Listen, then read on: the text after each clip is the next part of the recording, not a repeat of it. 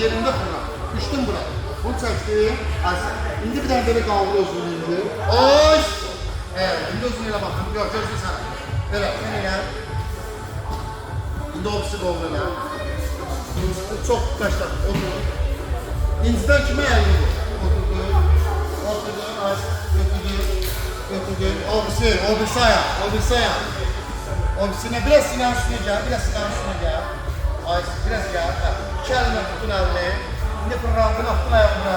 Attın, fırlandın, düşün aşağı. Tahtın. Bana Mehmet, baktığında gelirler ki gol var ha, eğilmesin. Bak bu cürlü olsun, bak bu cürlü. İpin üstteki, bura çipo. Bildiğin, bura çipo. Bura, bir tane buranı kaldır zincir.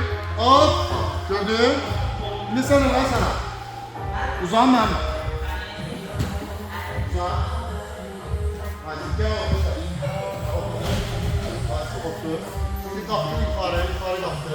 Sinesi üstüne tarafı geldi. Onu götürdü. Oturmadı. Dizler burada bağlarına saldı. Dizler elini doğru götürdüm birini. Bu elini götürdü. İki eline koydu. Ayşe bu ayağı bak buraya.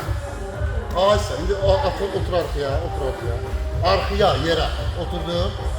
Çip oturmak lazım.